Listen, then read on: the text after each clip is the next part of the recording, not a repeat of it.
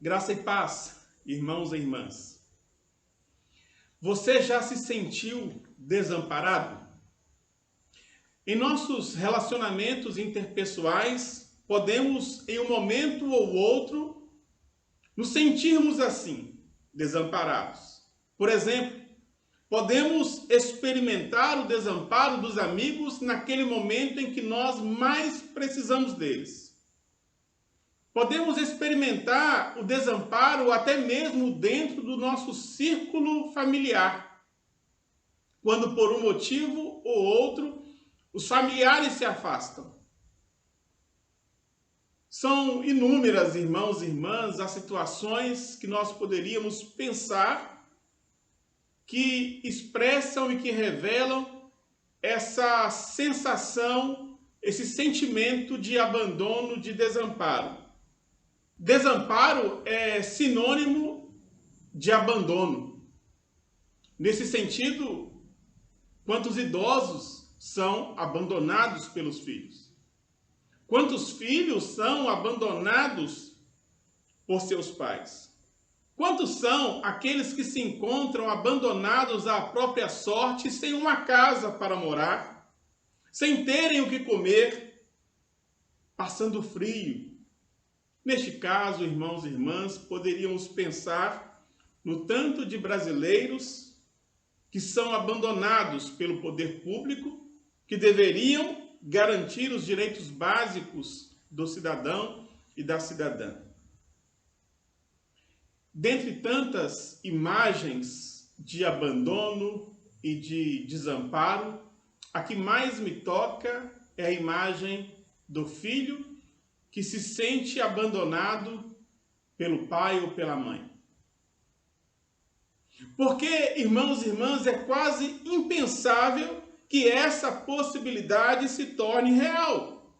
É nesse sentido, por exemplo, que o salmista, lá do Salmo 27, vai dizer para a gente: ainda que o meu pai e a minha mãe me abandonem, o Senhor me acolherá. Percebam neste salmo, neste versículo do salmo, que é como se o salmista estivesse comparando os pais com Deus, colocando quase que numa mesma categoria, mas dizendo: olha, ainda que essa questão, essa possibilidade quase impossível, que é o de um pai ou de uma mãe abandonar o seu filho, ainda que isso ocorra, nós temos pelo menos um Deus que nos acolhe, que cuida de nós, que nos protege e que não nos abandona de maneira alguma. Meu irmão e minha irmã, é tendo a imagem desse Deus que não nos abandona em momento algum que eu me aproximo do livro de Marcos, do Evangelho segundo Marcos, capítulo 15, para meditar com você um pouquinho nessa noite. Eu peço que você abra a sua Bíblia aí no Evangelho segundo Marcos, capítulo 15. Nós vamos ler aqui a partir do versículo 33, que diz assim: Chegada a hora sexta, houve trevas sobre toda a terra até a hora nona. A hora nona, clamou Jesus em alta voz: Eloi, Eloi, lama sabactani, que quer dizer: Deus meu, por que me desamparaste? Alguns dos que estavam ali ouvindo isto diziam: vede, chama por Elias.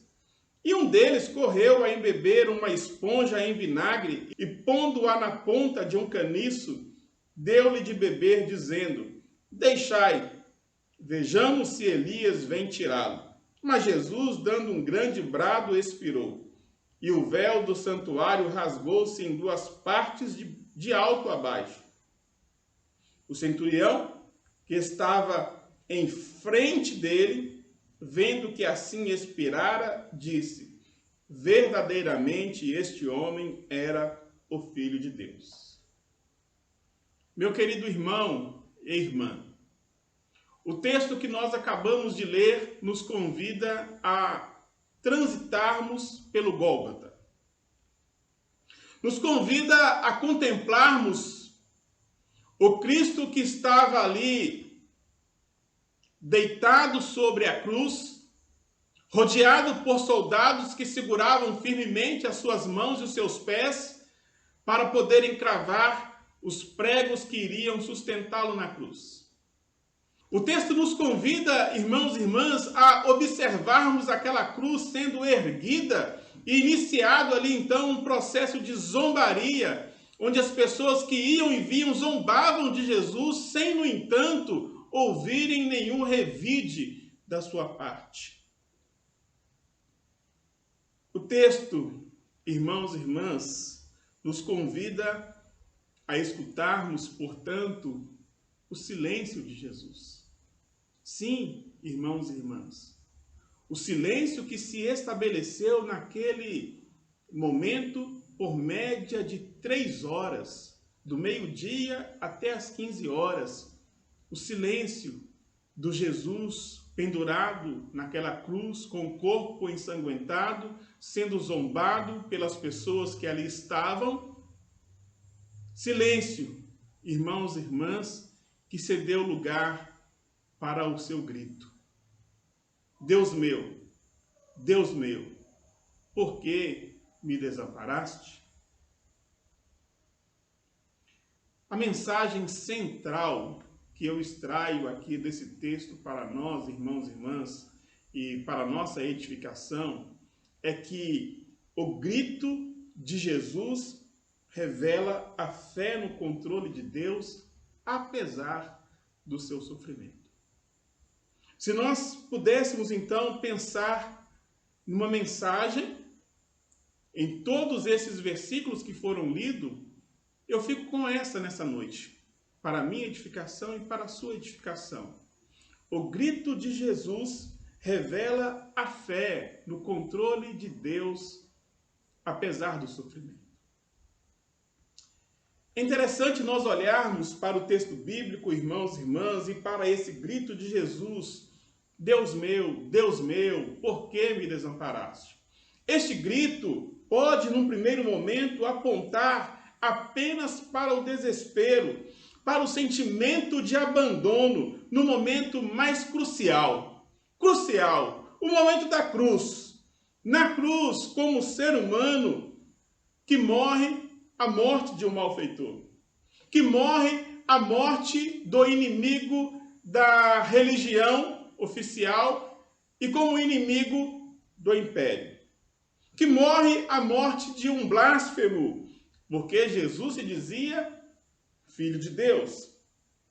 Na cruz, irmãos e irmãs, Jesus, como ser humano, que sentia as dores que se manifestavam de diferentes maneiras na sua vida, sentiu-se, sim, abandonado por Deus. Mas o sentimento de abandono de Deus jamais pode ser confundido, irmãos e irmãs, com o abandono de fato. Porque, como disse o salmista, ainda que o meu pai e a minha mãe me abandonassem, o Senhor cuidaria de mim. E essa verdade do Salmo me faz então olhar para estes momentos finais da vida de Jesus e especialmente para este seu grito, que expressa de certa forma desespero e abandono, mas olhar também para este grito sob uma outra perspectiva.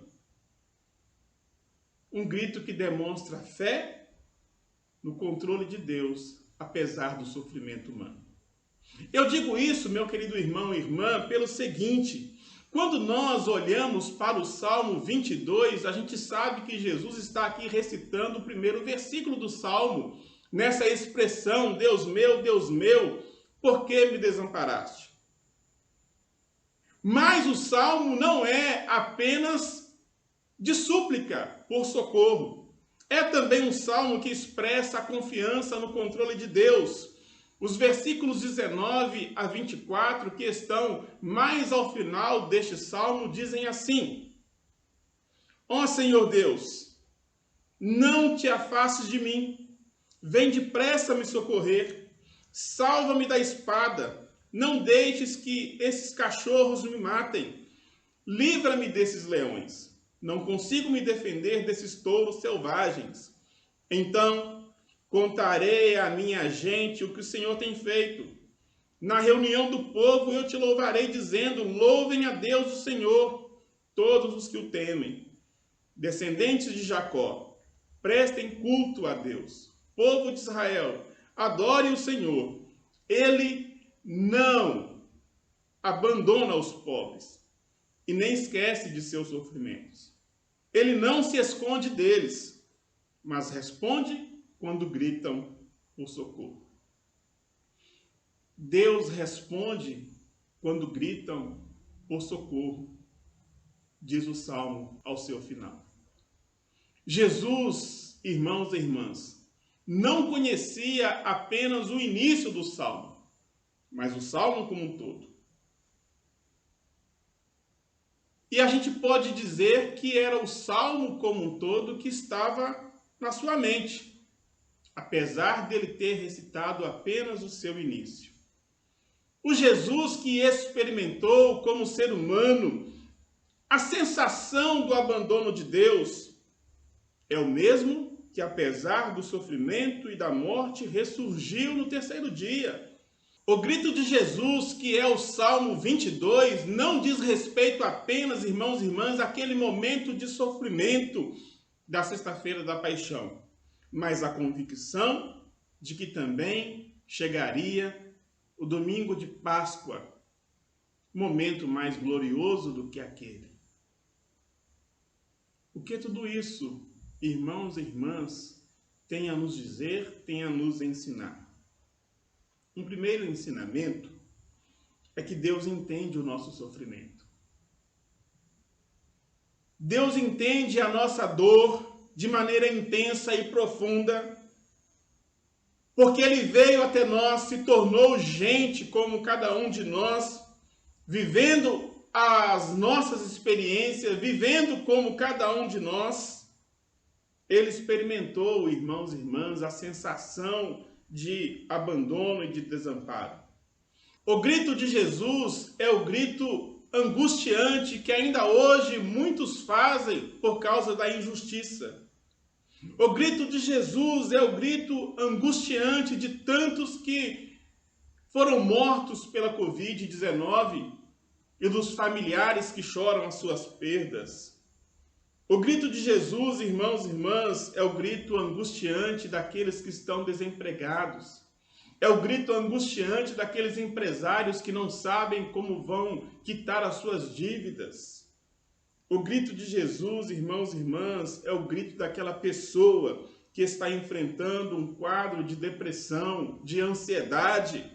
O grito de Jesus é o grito do ser humano violentado em sua dignidade. O que eu quero dizer, irmãos e irmãs, é que não importa qual seja o seu grito, que pode em algum momento expressar essa sensação do abandono e do desamparo de Deus. Jesus é o próprio Deus que se fez homem, que se fez gente para gritar com cada um de nós. Mas um segundo ensinamento que podemos extrair do texto, olhando para a postura de Jesus, é que Deus está então no controle apesar do nosso sofrimento. Apesar da sensação que podemos ter do abandono de Deus, Deus não abandonou Jesus na cruz. Deus estava com Jesus na cruz, sofrendo com ele, morrendo com ele. É como um pai que perde um filho. E o pai que perde um filho, irmãos e irmãs, é como se parte dele se perdesse também. Mas este Deus que é pai e que aparentemente se mostrava impotente frente à morte do filho, é o mesmo que o trouxe à existência novamente, demonstrando que toda forma de sofrimento, toda forma de mal é e será vencido pelo amor. Jesus, irmãos e irmãs, é o Deus que se fez ser humano para ensinar a todos nós, seres humanos, a confiarmos de maneira irrestrita no controle de Deus. Então, querido irmão e irmã, o que eu quero dizer é que o testemunho de Jesus a respeito do controle de Deus é um desafio, um grande desafio.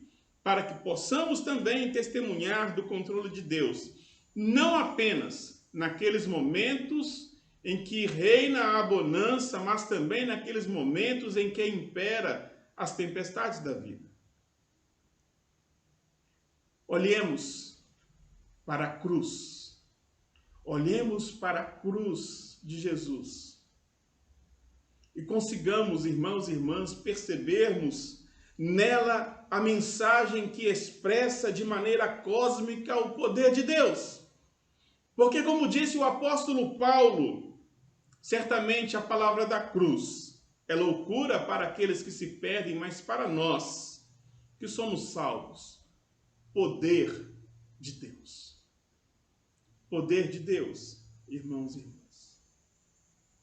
Eu encerro essa reflexão convidando você a olhar mais uma vez para o Gólgota. E agora, todos nós, olhando para aquele cenário, para aquele ambiente, por intermédio dos olhos do centurião. O texto nos diz que o centurião esteve ali na frente de Jesus. Ele não era um transeunte qualquer que passava por ali descompromissadamente e zombava. Pelo contrário, ele era um oficial que participou ativamente da execução de Jesus. Ele estava, irmãos e irmãs, de frente e pôde ouvir atentamente as palavras de Jesus. De frente, pôde enxergar o corpo marcado e fragilizado pelos açoites, pela coroa de espinhos, pelos cravos nas mãos e pés. De frente, ele viu Jesus agonizar e morrer de forma violenta, de forma cruel. A crucificação, irmãos e irmãs, era uma punição muito comum no Império Romano. Com certeza, aquele centurião comandou muitas outras crucificações como aquela daquele dia e acompanhou as crucificações do início ao fim. Crucificações que eu diria tinham uma liturgia a se seguir. Esse centurião, ao final daquele dia de trabalho, cumpridas suas obrigações, poderia olhar para a cruz e dizer, enfim, bom, agora que ele morreu, está na hora de eu ir para casa descansar. Mas é interessante quando nós olhamos para o texto e observamos as palavras que saem dos lábios do centurião. Ele diz: verdadeiramente, este homem era o Filho de Deus. Verdadeiramente, este homem era o Filho de Deus. Que testemunho, irmãos e irmãs. Que o testemunho de Jesus, irmãos e irmãs, nos faça olhar para a cruz do mesmo modo que aquele centurião, que no vislumbre do Deus sofredor chegou à fé. Que em todos os momentos de nossas vidas possamos, todos nós, irmãos e irmãs, nos momentos bons e nos momentos ruins, nos momentos alegres e nos momentos tristes, nos momentos de riso e nos momentos de choro, nos momentos de acolhimento e nos momentos de sensação de abandono. Que em todos os momentos e apesar de todos estes momentos, possamos como igreja experimentar e testemunhar a respeito do controle de Deus sobre as nossas vidas. Sobre a minha vida, sobre a sua vida, sobre as nossas vidas. E que em nossas vidas o nome de Deus seja para todos sempre exaltado. Amém.